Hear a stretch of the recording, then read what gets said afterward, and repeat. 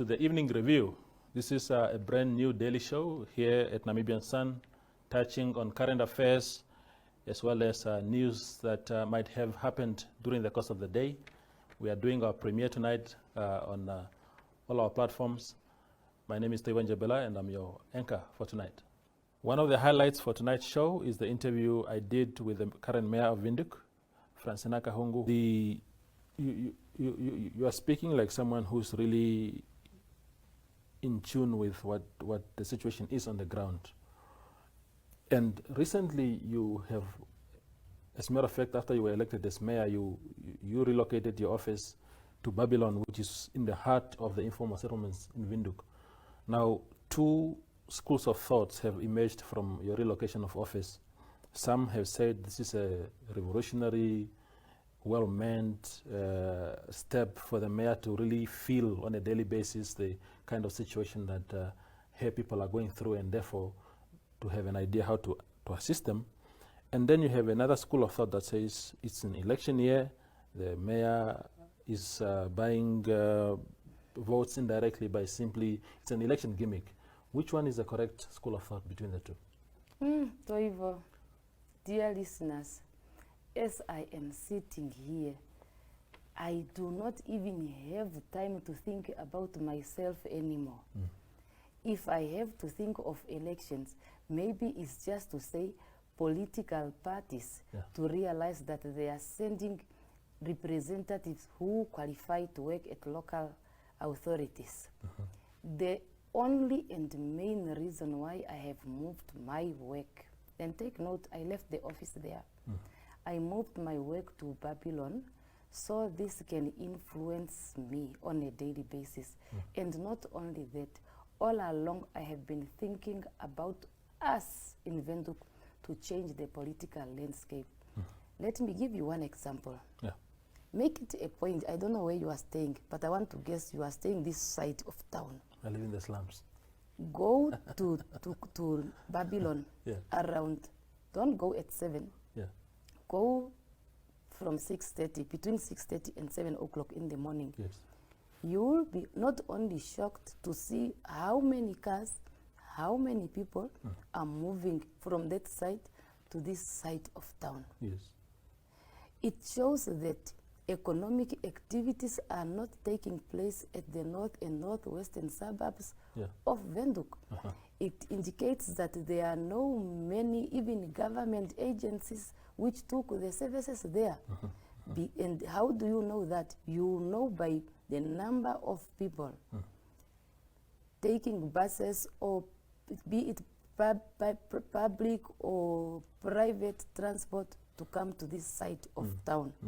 It is an indication that we need to balance the services. We need to balance the development of Windhoek.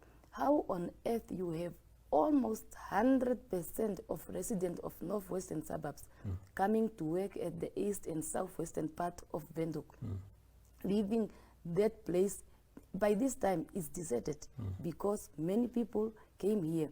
Why don't we give them opportunities to work so that they uplift those areas? So my reason going that side is just to balance the mayoral services to Windhoek residents. Please take note that Deputy Mayor of Windhoek Municipality, Councillor Ian Subasubani, is the one stationed at Town Hall here, Town Hall here, where we have, how do you call it, the CBD. He is there. So we just distribute the work equally. Okay.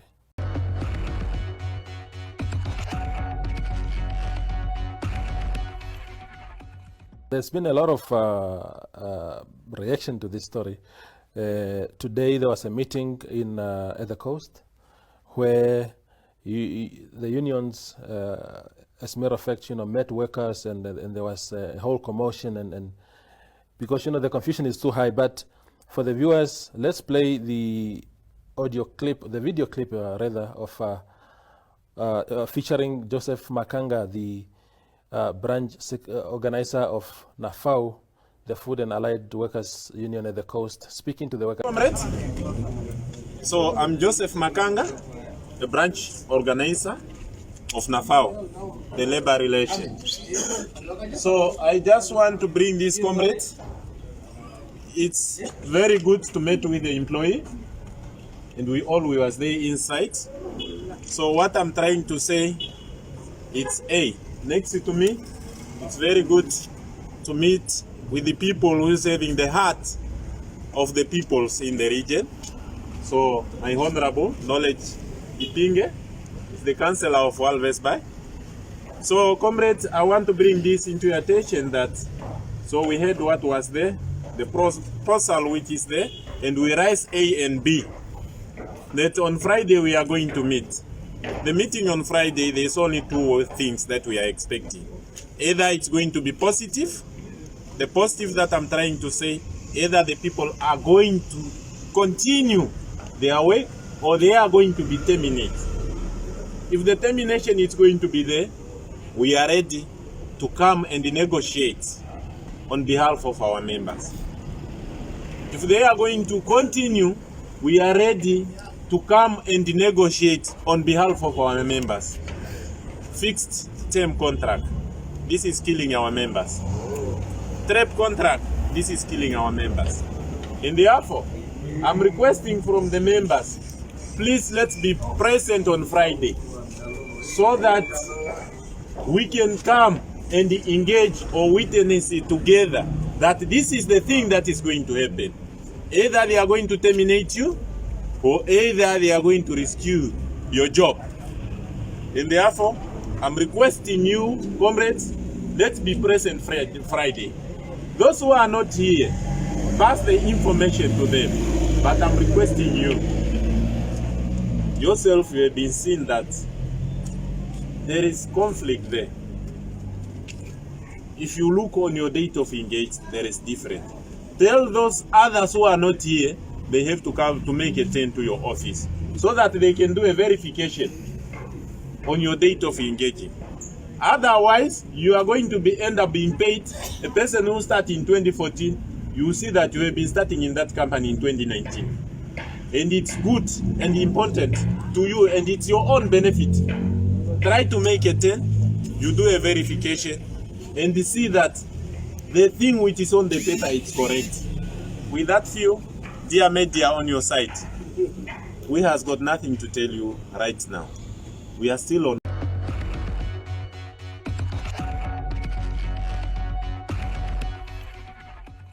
And of course, the man of the hour, Dr. Itula himself. The fundamental thing to take into consideration is the Namibian Constitution as the supreme law. Under that Constitution, we created three organs which are independent: the legislature, the executive, and the judiciary. With the rule of law as one of the fundamental principles upon which our state is based, democracy, rule of law, and justice, without rule of law, the judiciary cannot be independent. What we observe today is a careful assessment of the manner in which the Namibian people express themselves in accordance with Article 17 of the Namibian Constitution to participate in the political activities peacefully in order to influence the composition and policies of government. That participation, we argued, was not transparent in the absence of a paper trail. We must recall that Section 97, subsection 3, the last 12 words says that, and any vote cast is verified by a count of a paper trail. Subsection 4 states that where there is a dispute between the electronic outcome, as seen by the screen, and the paper trail becomes the result of that specific polling station. At the moment, the outcome of the elections were not verified by a paper trail. The court acknowledged that, and the respondents also acknowledged that. What is significant for the Namibian people is that whereas I was the face of that march for change and implementation of just processes in the process of seeking their leaders, that march has not been stopped by the judgment of the court until such time the consequences of today's government has been remedied. The corruption in the government has to be taken out. Our students and our children need to go to schools. Our hospitals need to have enough medicine for our doctors to care our people. Our workers, the fisheries, etc., needs to ensure that they've got jobs to feed their families.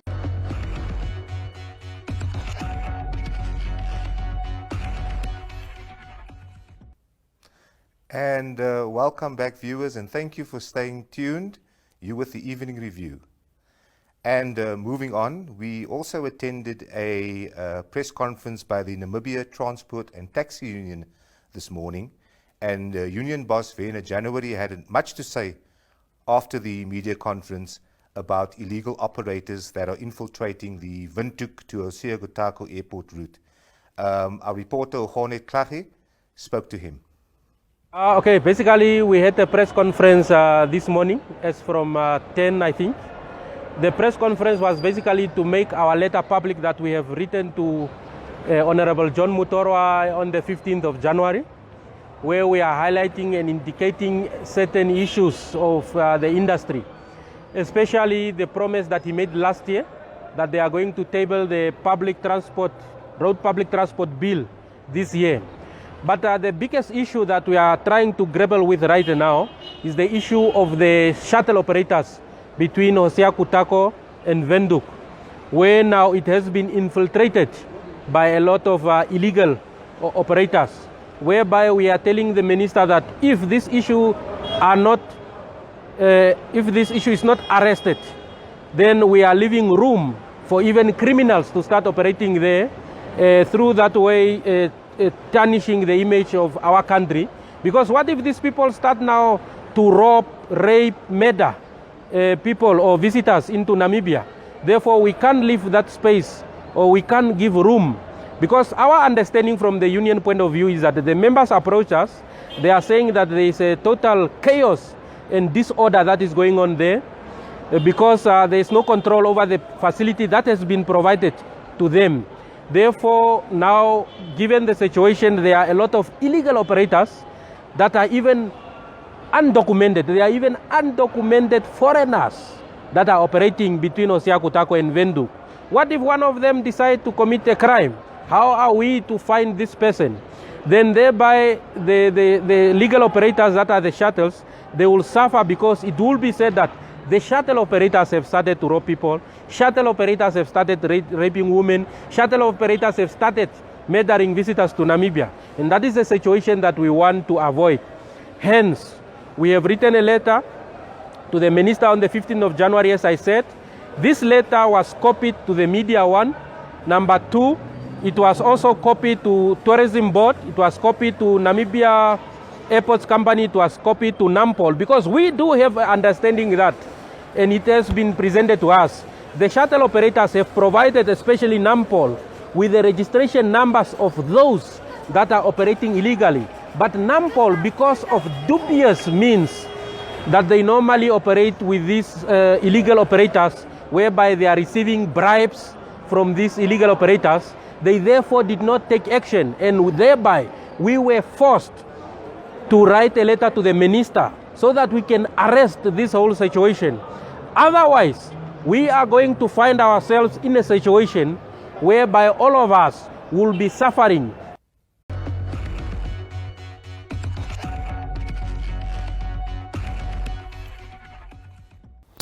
Welcome back. I am now joined on the sofa by Affirmative Repositioning leader Job Mpanda. Thank you, sir, for your time. Thank you. Yeah, thank you very much. So there's a push, there's a wave of conversations in the party now to say people like yourself must be expelled from the party. Does it give you any iota of sleepless night to say, if I lose my membership in SWAP, if I get expelled? Because you were expelled already before. No, now I was never. There was an announcement about my expulsion. You see, you can't say that if some guy goes and stand up and put himself on, and you dress a gown because you're appearing and you say you have graduated. Graduation is a process. Yeah? Expulsion is also a process.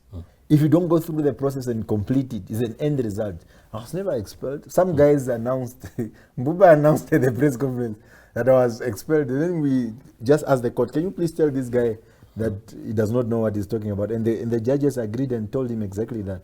But yeah, you can continue. So they are saying I must be expelled? Yes, they're saying now that you are fielding candidates against party candidates, you don't have kind words about the party and its leadership, you must be expelled.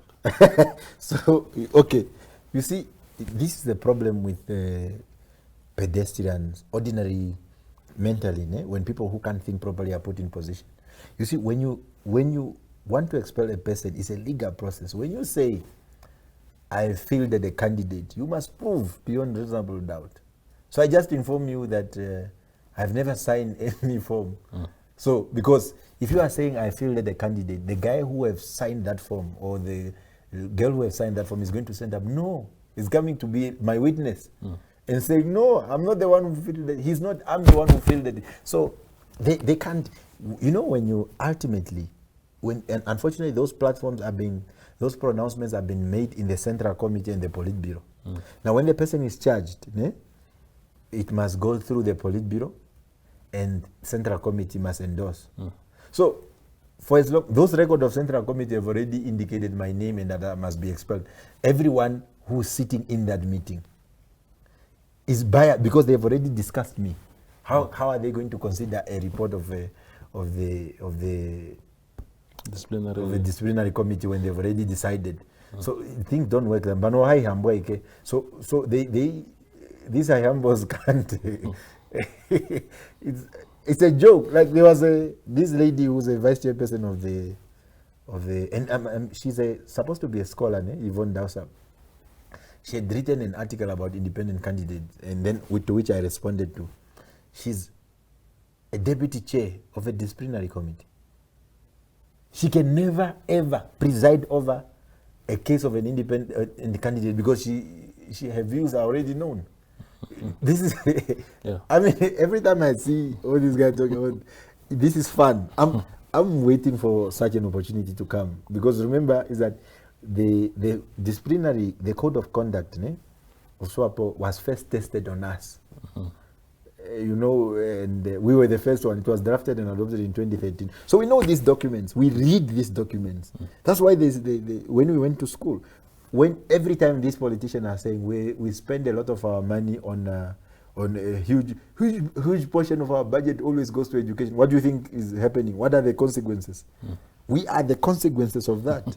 So if you keep investing in education, people are going to be very clear. So they can keep bluffing, but I think let them bring it on so that at least I can use it for entertainment, so that Sankara, when he grows up, it is going to read newspapers and go to the archive and say, Didi was having them for coffee. Mr. Mpanda, yeah. Thank you very much for your time. Okay. I appreciate it. Yeah.